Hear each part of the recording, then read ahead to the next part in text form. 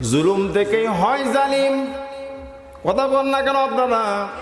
বাংলাদেশে টানা একটা লম্বা সময় জুলুম করা হয়েছে, একদল আমাদের প্রতি জুলুম করেছে অন্যায়ভাবে। কথা বলেন না কেন আপনারা? কথা বলেন না কেন? ঠিক কিনা?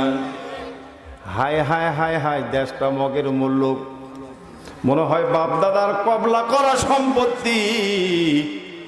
কথা বললেই গলা চেপে ধরা হতো। যে বেশি মাথা মেরেছে রাতের অন্ধকারে তুলে নিয়ে গিয়ে ওই যে কি বলে আয়না ঘর গয়না ঘর বানাইছে, ওই জায়গার মধ্যে রাখছে ভাইজান। ওই আয়না ঘর থেকে বের হয়ে আসে অনেক ওলামায়ে কেরাম এমন বর্ণনা দিয়েছে, ওই বর্ণনা শুনে যারা ইমানদার আল্লাহওয়ালা, আমি নিজেই একজনের বয়ান শুনে কেঁদে ফেলেছি। এমনি পতন হয় নাই। আল্লাহ বলে পাপের বোঝা ভারী হলে জমিনও খাতির করবে না। কোন ঠিক কিনা? আলহামদুলিল্লাহ। পাপের বোঝা যখন ভারী হয়ে যাবে জমিন খাতির করবে না। আর যখন কেউ পাপ করে, এই পাপ করতে করতে হুজুর বলেন তার ভিতরে মাছির কাল্লা পরিমাণ জায়গা, একটা মাছির কাল্লা, একটা বড় একটা গুনাহ করলে মাছির কাল্লার মতো দাগ দিলের মধ্যে জমে যায়।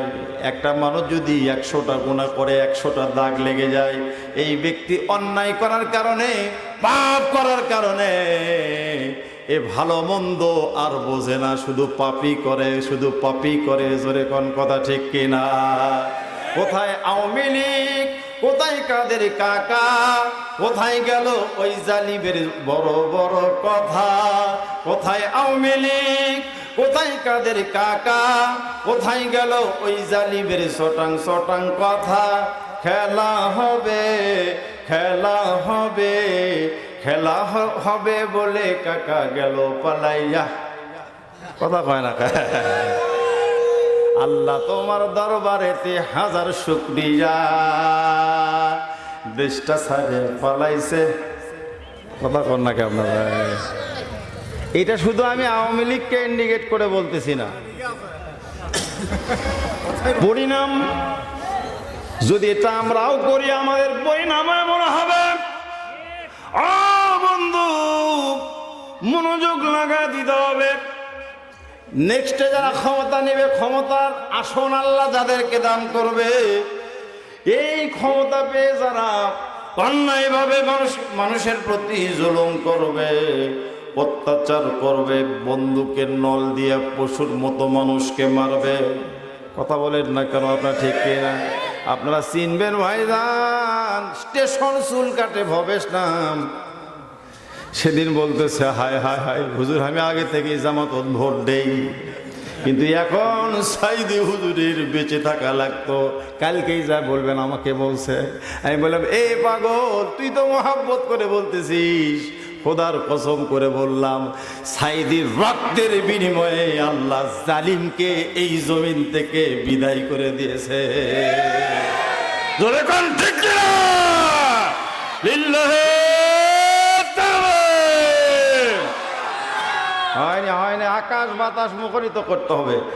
একটু একটু পজিশন নেন তো, গলা খ্যাক করে দেন, একটু হাত উঁচু করেন বীর মুজাহিদের মতো।